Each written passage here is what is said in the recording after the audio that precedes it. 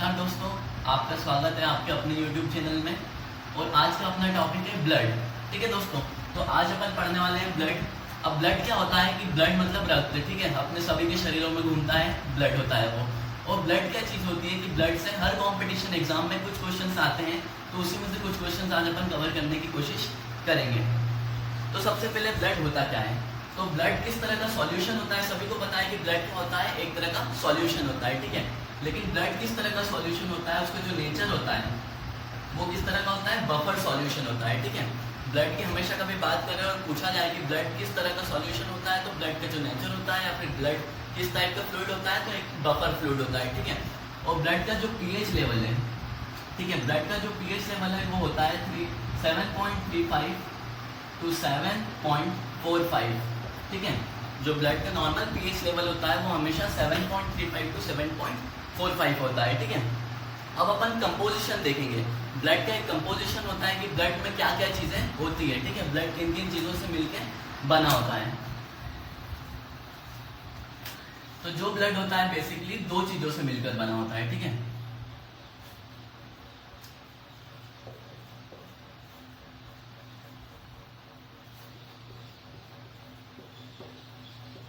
ठीक है दोस्तों, तो ब्लड में क्या चीजें होती है, दो चीजें होती है। सबसे पहली होती है ब्लड सेल्स और दूसरा होता है प्लाज्मा, ठीक है। अब इसके परसेंट की अगर बात करें तो जो टोटल ब्लड सेल्स का परसेंट होता है वो कितना होता है, हमेशा 45% ब्लड सेल्स होते हैं।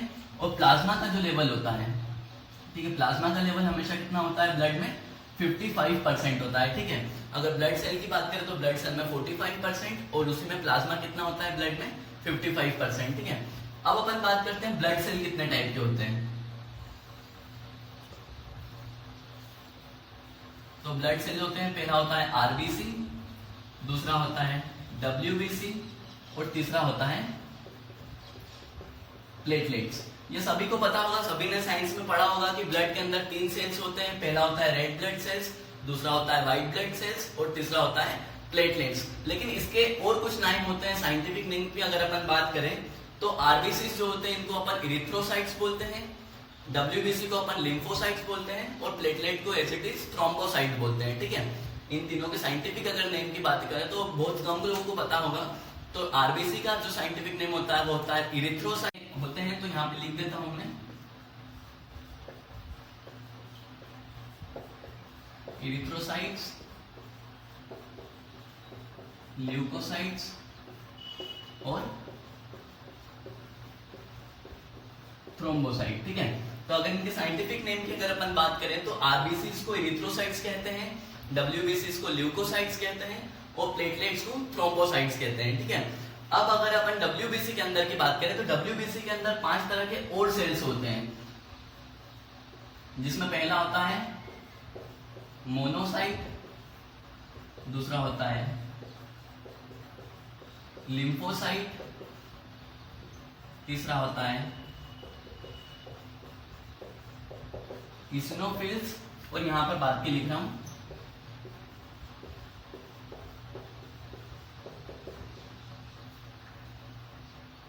और फिफ्थ होता है न्यूट्रोफिल्स, ठीक है। अब यहाँ पर कभी आपसे ऐसा क्वेश्चन आ जाए एग्जाम में कि सबसे बड़ा सेल कौन सा होता है ब्लड के अंदर, ठीक है। तो हमेशा जो सबसे बड़ा सेल होता है वो कौन सा होता है, मोनोसाइट्स होता है दोस्तों। ये याद रखना हमेशा कि कभी कुछ ऐसा क्वेश्चन आता है कि डब्ल्यूबीसी में या ब्लड के अंदर सबसे बड़ा ब्लड सेल्स कौन सा होता है, तो उसमें हमेशा आपको लगाना होगा कि मोनोसाइट्स होता है, ठीक है। और अगर सबसे छोटा ब्लड सेल्स की अगर अपन बात करें कि सबसे छोटा ब्लड सेल्स कौन होता है, तो वो हमेशा होता है लिम्फोसाइट्स दोस्तों, ठीक है। अब अपन आगे की बात करेंगे।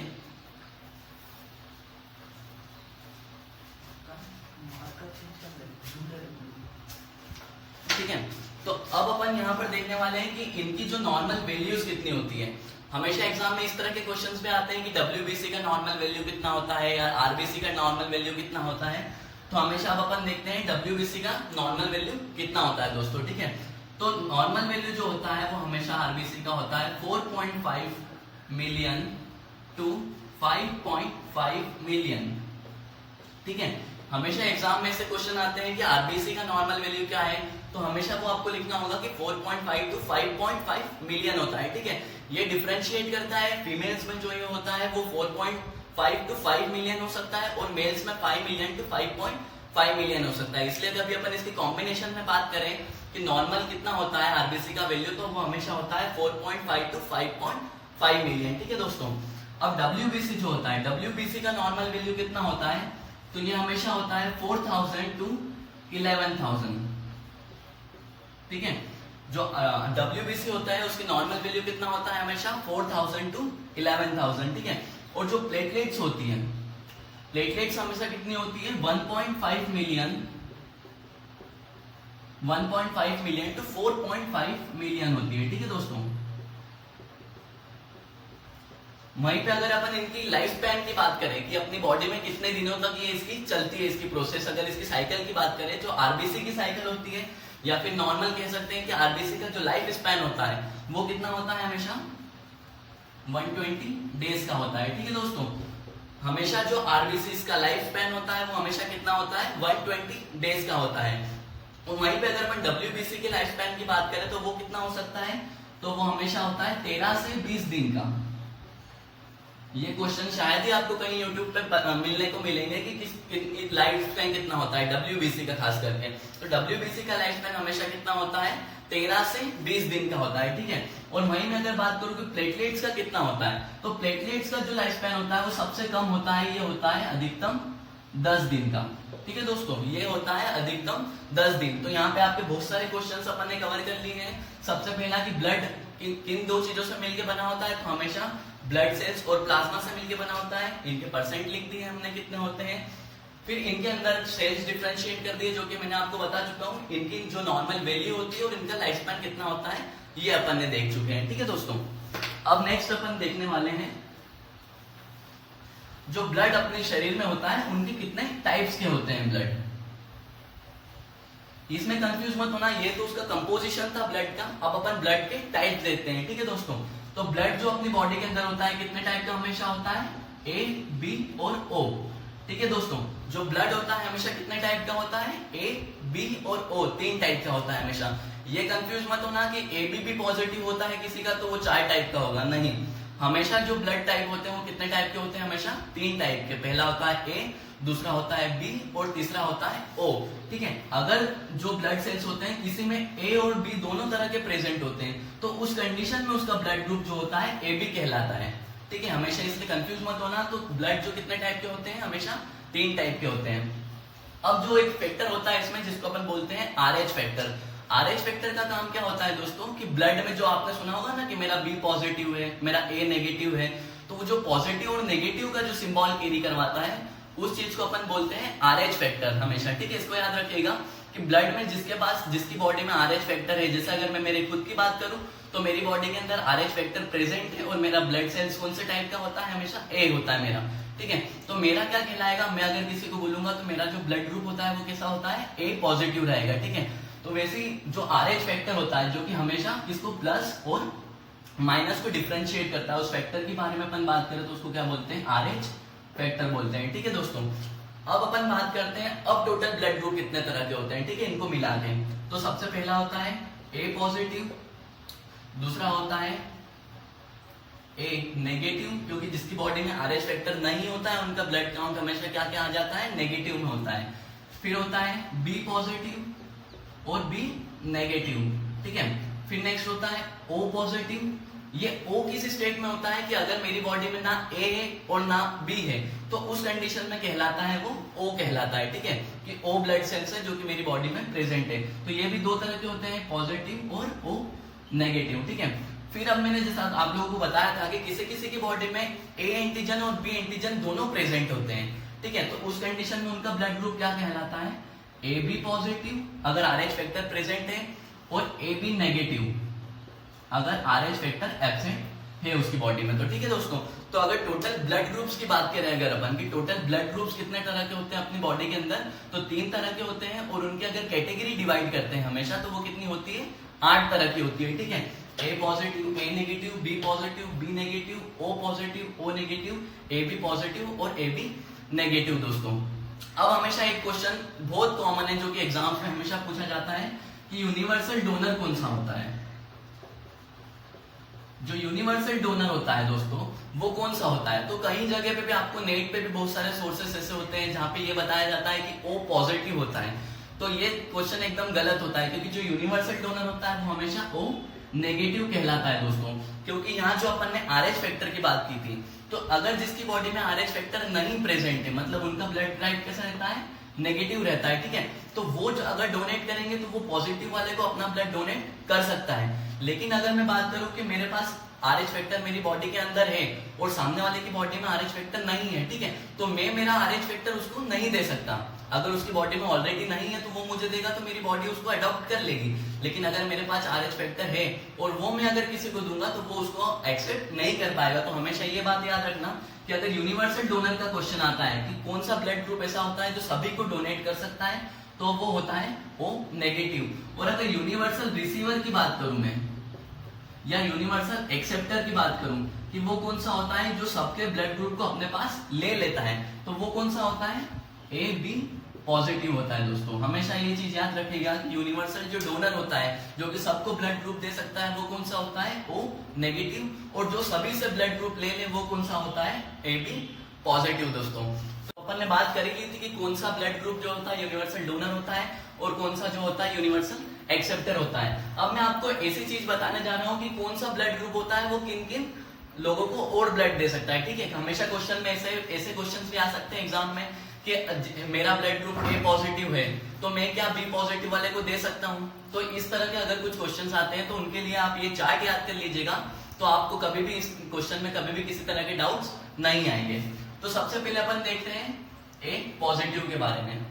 एक बात हमेशा याद रखना दोस्तों कि जो पॉजिटिव जिसके जो कैरी करके रख रहा है ना, जो अपने पास आरएच फैक्टर पॉजिटिव कैरी करके रख रहा है, वो कभी भी नेगेटिव वाले को ब्लड ग्रुप नहीं दे सकता है। ये चीज हमेशा एक बात ध्यान में रखना। तो अपन ए पॉजिटिव की बात करते हैं तो ये किनको किनको ब्लड दे सकता है? एक तो खुद ही ए पॉजिटिव को दे देगा अपने वाले को, प्लस ए बी पॉजिटिव वाले को देगा। क्यों देगा? क्योंकि इसमें भी ए एंटीजन कैरी करके रखते हैं इसलिए, ठीक है। वहीं ए नेगेटिव वाले की अगर मैं बात करूं तो ये किन किन को दे सकता है? ए पॉजिटिव को दे सकता है, क्योंकि जैसा मैंने बताया कि जो नेगेटिव वाला है ये पॉजिटिव को हमेशा दे सकता है, लेकिन पॉजिटिव नेगेटिव को कभी भी नहीं दे सकता। तो जो नेगेटिव वाला है ए नेगेटिव ब्लड ग्रुप वाला ए पॉजिटिव को भी दे सकता है, ए नेगेटिव को भी दे सकता है, ए बी पॉजिटिव को भी दे सकता है और ए बी नेगेटिव को भी दे सकता है, ठीक है। क्योंकि इनके पास भी क्या है? ए एंटीबॉडी इनके पास भी कैरी करके ये अपने पास रखते हैं, ठीक है दोस्तों। फिर बी पॉजिटिव वाला किसको दे सकता है? तो केवल बी पॉजिटिव वाले को और ए बी पॉजिटिव वाले को, क्योंकि इसमें भी क्या होता है? बी नाम का एंटीजन ही अपने पास में कैरी करके रखता है। वहीं अगर बी नेगेटिव की बात करें तो सेम है, बी पॉजिटिव को दे सकता है, बी नेगेटिव को भी दे सकता है, ए बी पॉजिटिव और ए बी नेगेटिव को भी अपने साइड से ब्लड दे सकता है। अब अपन बात करते हैं ओ पॉजिटिव की। तो हमेशा ये कंफ्यूज मत होना कि यूनिवर्सल डोनर जो होता है वो ओ नेगेटिव होता है और पॉजिटिव क्यों नहीं होता है। तो ये भी मैं आपको बता देता हूँ अभी कि ओ पॉजिटिव सबसे पहले किनको किनको दे सकता है? ए पॉजिटिव को। क्यों दे सकता है? क्योंकि ना उसके पास ए है ना उसके पास बी है, उसके पास अपना ओ खुद है, तो वो किसी को भी दे सकता है, तो वो अपने ब्लड को उसमें एक्सेप्ट कर लेगा। तो हमेशा ओ पॉजिटिव वाला ए को भी दे सकता है, बी पॉजिटिव को भी दे सकता है, ए बी पॉजिटिव को भी दे सकता है और खुद ओ पॉजिटिव को भी दे सकता है, ठीक है। लेकिन पॉजिटिव वाला नेगेटिव को, जैसा कि अपन ने अभी इतनी बार बता दिया है कि जो आरएच फैक्टर नाम की चीज होती है जिसके कारण पॉजिटिव वाला नेगेटिव वाले को नहीं दे सकता। तो अब यहाँ पे अपन ने सारी पॉजिटिव्स की बात करी, ठीक है। ये नेगेटिव्स को क्यों नहीं दे सक रहा था? क्योंकि इसमें आरएच फैक्टर की मतलब अपने पास में रख रहा था ये, ठीक है। तो अब ओ नेगेटिव वाले पास कोई आरएच फैक्टर नहीं होता है और कोई खुद का भी कोई ब्लड ग्रुप उसके पास नहीं होता है, ठीक है। तो ये हमेशा यूनिवर्सल डोनर कहलाता है क्योंकि ये किसी को भी ब्लड दे सकता है। A positive, A negative, B positive, B negative, A B positive, A B negative, खुद ओ पॉजिटिव और खुद ओ नेगेटिव, ठीक है। तो ये क्या होता है? किसी को भी अपने तरफ से ब्लड दे सकता है।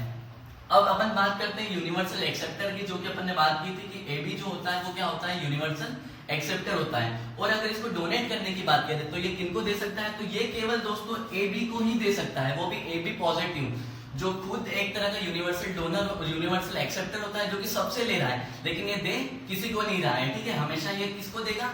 खुद ए बी पॉजिटिव वाले को, क्योंकि यहाँ पे आप देख रहे हो कि किसी भी ब्लड के पास में ना एक ही एंटीबॉडी होती है, एक ही एंटीजन होता है, सॉरी, ठीक है। या तो वो ए होता है या बी होता है, लेकिन इसके पास क्या है?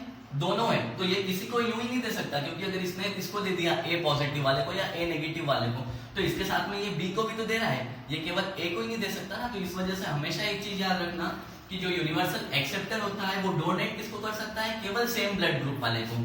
ए बी पॉजिटिव वाला हमेशा ए बी पॉजिटिव को ही दे सकता है, और ए बी नेगेटिव वाला हमेशा ए बी पॉजिटिव और ए बी नेगेटिव को ही दे सकता है ब्लड दोस्तों। ठीक है दोस्तों, तो अपन ने ये पूरा चार्ट देखा, आप चाहें तो इसका स्क्रीनशॉट ले सकते हैं ताकि आपको कंफ्यूजन ना हो इसमें किसी तरह का।